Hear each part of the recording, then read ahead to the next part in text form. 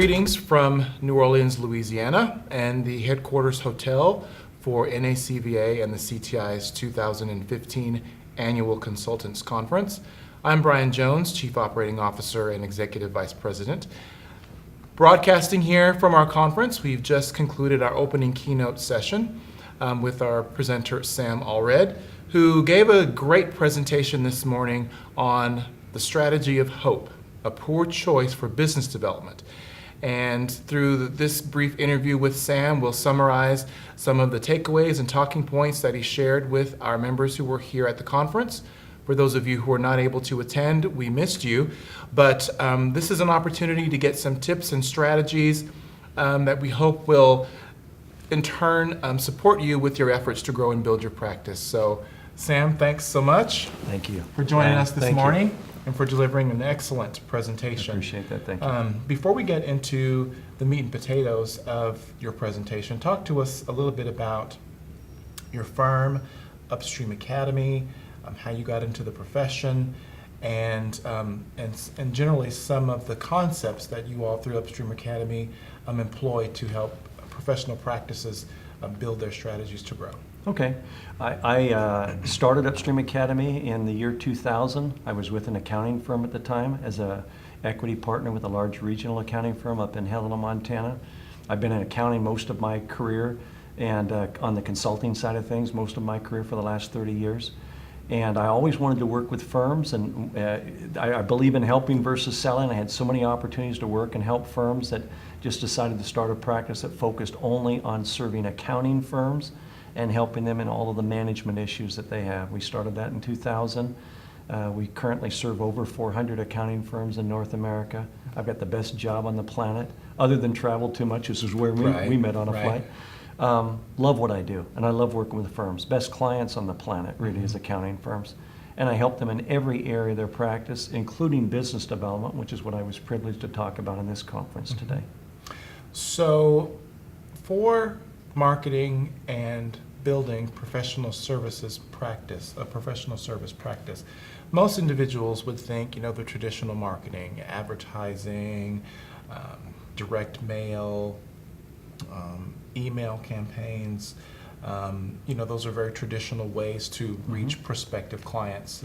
But this morning you talked about 5 core principles as well as some other strategies that individuals should be considering. Can you touch a bit on a few of those? Yeah, what I focused on this morning, and again, I'm not opposed to maybe some of the traditional ways to market. I will say that they're not the most effective things and where to spend your time. So I focused this morning on the real idea of, if you want to be great at business development, become great at helping people, become great at adding value. Focus first and foremost, how do you add value? In every meeting, in every discussion that you're in, how can you add value? And quite often, it might be value outside your area of expertise. We ought to be as good as we can be in our expertise. In fact, I shared this morning, we ought to strive to be an expert, be the best on the planet at what we do, but be well-rounded in the ability to add help where clients need help. They need help beyond sometimes the specific areas of our expertise. How could we help them? So one of the big principles I talked about today was that business development is way more about helping than it is about selling. Learning to add value every time we get in front of a client. Learning how to get really good at adding value. I talked about changing losing games. Try to figure out just what's not working and be honest about it. What's not leading to the results we want. That it's said the definition of insanity is doing the same thing over and over again but expecting a different result. So often I see that in business development, maybe more so than other places, that we keep doing the same thing and every year hoping we'll see better results from it. Learn to change a losing game by first recognizing it, recognizing we're not powerless to change it. And then I talked about things that we ought to do to get better on a regular basis. We ought to set a goal to get better at helping people every year, in the year, by being better in our ability to help people than we were when we begin the year. Add tools to the tool chest, so to speak, in terms of solutions we can bring to people. Broaden that area of solutions. That becomes vitally important. So in your presentation this morning, Sam, you talked about 5 core principles you were sharing with the audience that are key to more successful strategies for business development. Can you talk a bit about those and some of the examples that you shared? Sure. The first one I talked about was the need to focus on business development as being about helping, not about selling. think that's one of the biggest drawbacks that people have that push business development away and say, I don't want to be a business developer, is they think it's all about selling.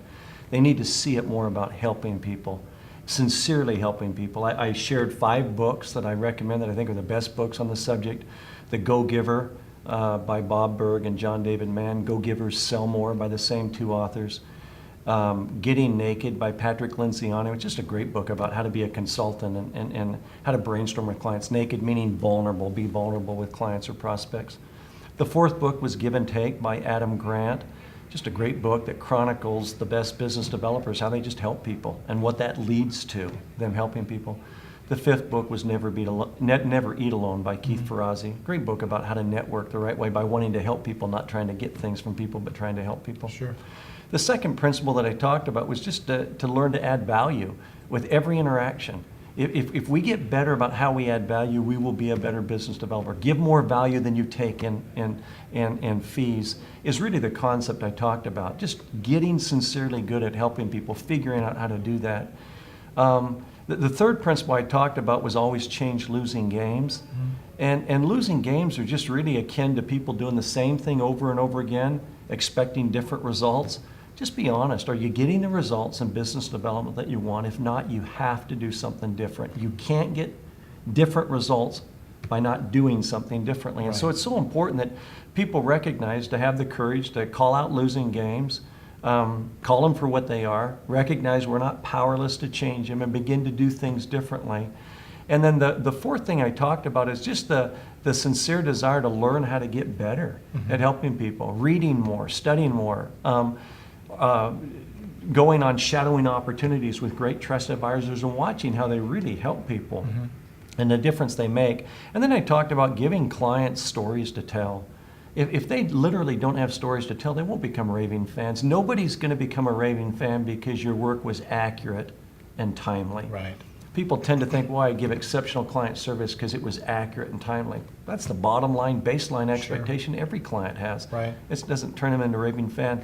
Give them stories to tell where they literally want to talk about you, talk about your firm, talk about your services, and then they'll become raving fans. And that's really the key to business development. Those are the 5 things I talked about. One of the examples that you gave that you discussed this morning, which I found very fascinating, particularly within our membership, a great deal of them have a very successful practice. A number of clients they've been serving for a number of years. And you talked about the concept of creating value and appreciating your existing clients. Obviously, the goal is to go out and gain new ones and attract more customers, but a focus should be equally on servicing your existing clients. Can you share some of the concepts and ideas that you discussed around that concept?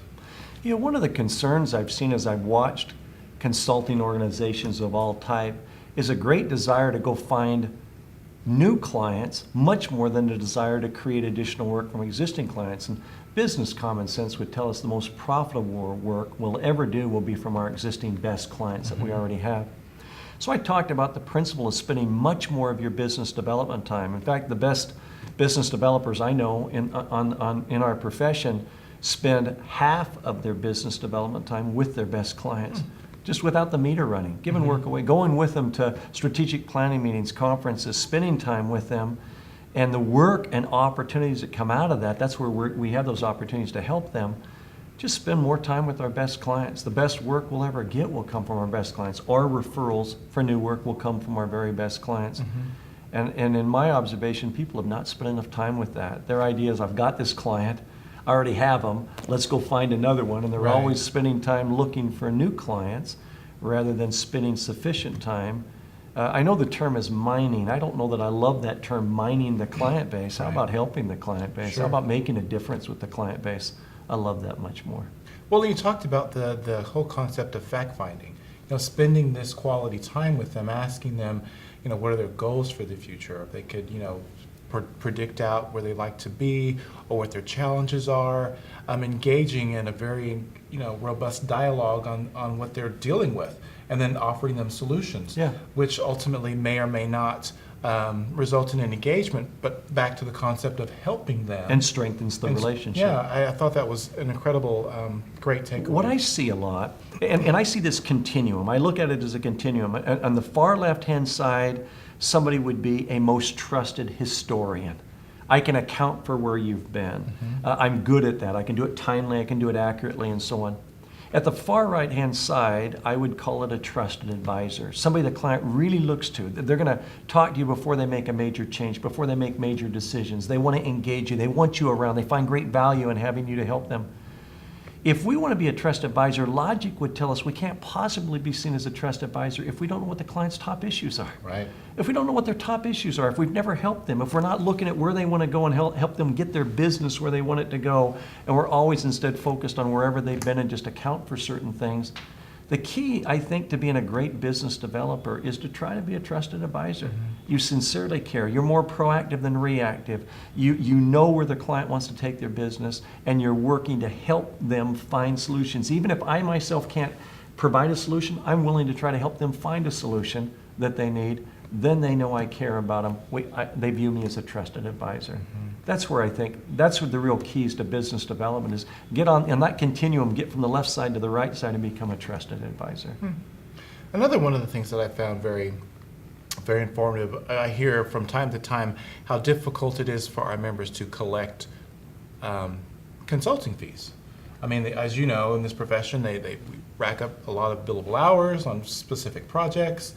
And it's always that challenge to collect those fees. And you gave an exceptional example of some ways to help possibly reduce that curve significantly. Can you talk a bit about that? Yeah, it is really challenging, Brian, for somebody to have a great relationship with a client where every time they bill that client treats it as an invitation to debate something. Right. And then pretty soon you don't want to put all your time down on your timesheet. You don't want to bill it. It becomes awkward. You can't have a great relationship like that. And too many relationships start and they get off by a few degrees, and then we allow them to stay off by a few degrees, and then we've got this lifelong relationship that you don't really like, and it becomes a client that puts a pit in your stomach rather than somebody you're excited to work with. I don't think that's healthy to even get off track. And what I gave was an example of a managing partner in the accounting profession who's a dear friend that told me of a time when the founding partner of his firm took him with him when they were calling on a prospective client. This guy happened to be a great trusted advisor, and so the prospect really warmed up and said, "Gosh, we want you to do the work." And so he leaned forward and he said to the prospect, "I'm excited to have you come on board as a new client of our firm. I'm thrilled that we're going to have a long-term healthy relationship. I want it to be a long-term healthy relationship. I need you to understand, I have 2 rules that keep it a healthy long-term relationship. Number 1, you always treat our people with respect. And number 2, you always pay every invoice on time and in full. Am I ever going to have a problem with either of those rules?" And he said it was so comfortable, it was so natural, that it's something that he looks across the firm, and every partner in the firm takes that same approach. And he now is the managing partner of that firm years later. He says, "I've taken that approach my whole career." He says, "It's so comfortable. We have clients we have great relationships with. We're not getting them off a few degrees." Right. And to me, I think it's important that we develop the strength. If there's an area we need to practice till we're good, is the area where we can tell a client, "It's my expectation I'd be paid for all the work I do, and I'll do great work for you." And that we need to train other people to do that. The other thing I would say is if a client has not earned our trust, if we can't trust they're going to pay every fee on time, we got to get a retainer.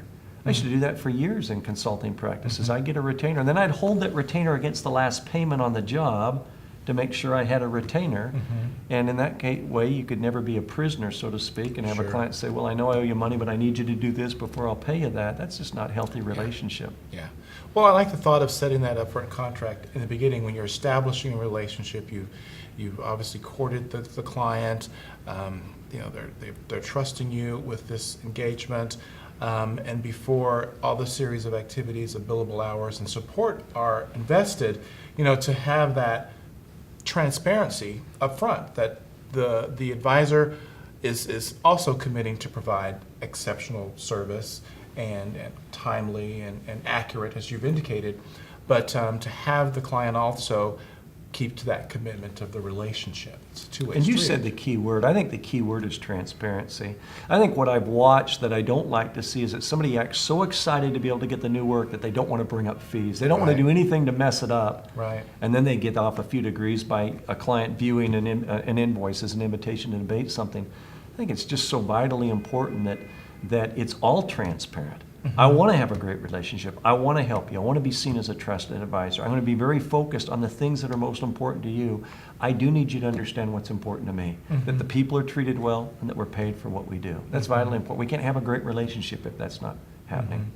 Well, you started the presentation with a pretty astounding fact about the number of individuals who will be retiring or exiting their practice.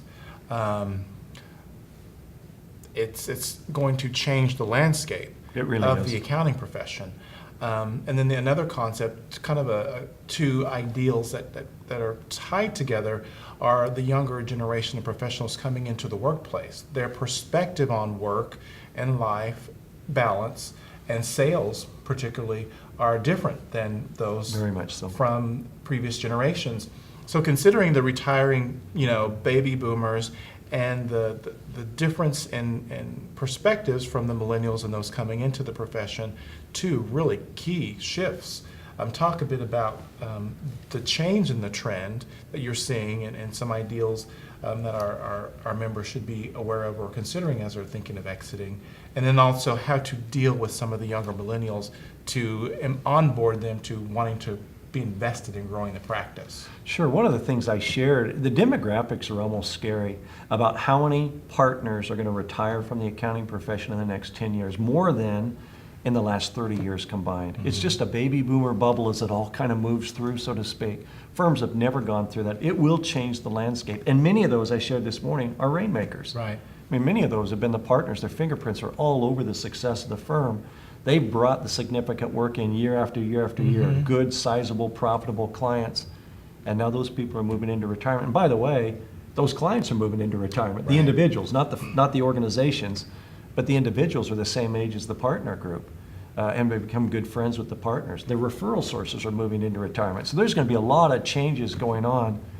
It spells both change, which is always challenging, but change creates opportunities as well. Look at, if you become really good at business development, look at how many new individuals are assuming leadership seats across the country, and they want trusted advisors. And if you become that trusted advisor you've always wanted to be, look at the impact you can have in getting business from those who are feeling like they're dealt with more from a historian perspective than a trusted advisor perspective.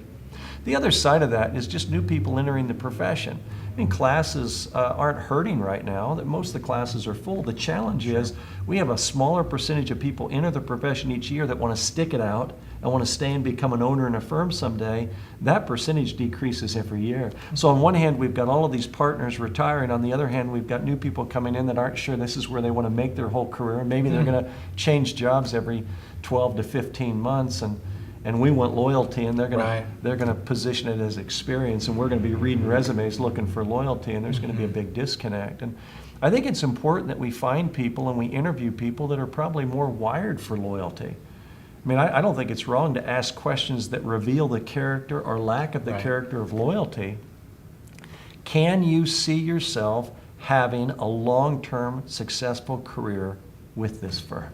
What do you feel you'll need to do to have a long-term successful career? Well, if it's change every, I'm not sure somebody's stupid enough to say that, but you may get from that interview that somebody's not wanting to just commit and make that place. And what's interesting is we're retiring people by the groves that have made the commitment their whole career.